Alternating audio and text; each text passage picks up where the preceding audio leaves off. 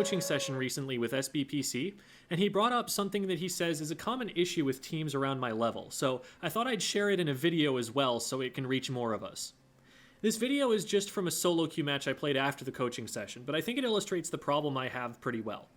A 4v4 teamfight happens.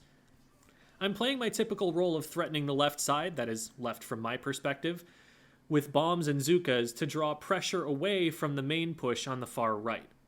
If few enough people pay attention to me, I'm always willing to jump up on the enemy plat from the block here and get in behind them, which is usually a pretty nasty flank for them to have to deal with. At my level, that typically tends not to happen in a coordinated setting, but the threat is there and they have to deal with it, so that still draws people away. My teammates start to move forward and initiate a fight on the right. They get one player down, which pulls enemy resources to that side of the map to try and trade the player back. I'm zoned out at first by the Explo and the 52, but when I realize they aren't chasing me anymore, and that my teammates have gone in on the right, I see that the Explo isn't looking at me and get a free Zooka shot on them, and then I win a 1v1 against the 52, so we have a numbers advantage again. Or at least, counting in my head, I assume we do. Have you noticed the problem with my calculations yet? We may have a 3v2 on the heads-up display here, but look at what's really happening on the map. I'm in position around the basket to start trying to make a play to develop into a scoring push, but two of my teammates are respawning, and one of them has been standing on our plat throwing fizzy bombs into mostly painted turf for the last 20 seconds. I'm the only person who has any clams. Now, the Tri-Nouveau should be moving up with me and taking space, like I'm not going to argue that what they're doing right now is the optimal play, but it's equally important to point out here that me running up onto the enemy plat and getting splatted is 100% my fault. I'm vaguely expecting help to come from somewhere just because I'm seeing numbers advantage.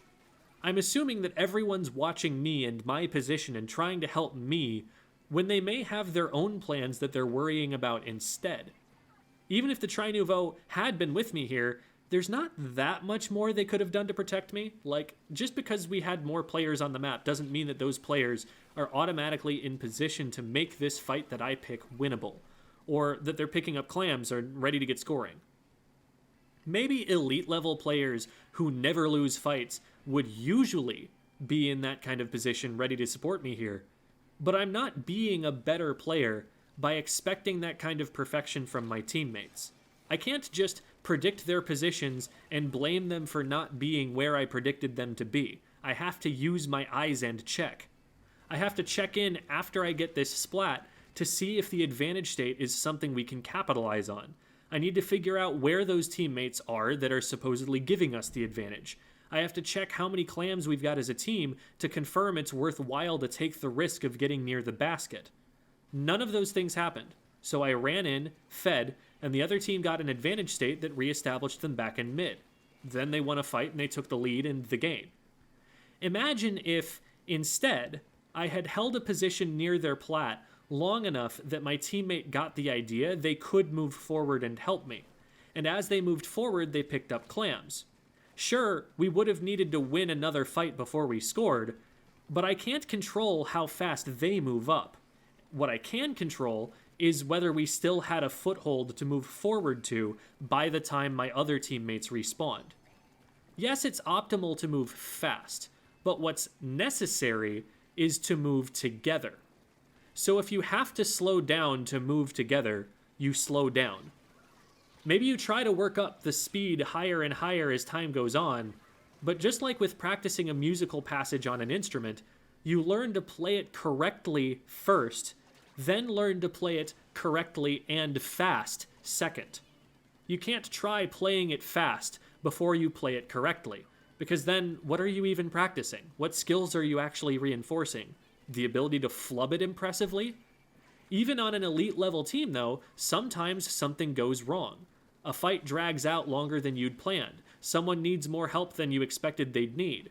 And the elite level team doesn't just thoughtlessly expect their teammates to arrive unscathed on the other side of the map with clams looking at you ready to fight with you.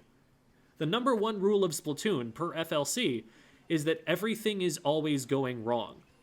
When the frontliners press the go button, they need to be ready to adapt to the situation that results from them winning their fight, not just play through 5 whole steps of the plan without ever verifying that the rest of the team had the same plan and carried out their parts in that plan without any issues at the same speed you played it out. Some of this can come from callouts, but I don't think all of it should have to, because we react faster to information we see than to information we hear on comms. This is going to be one of my goals to develop in solo queue in the coming months.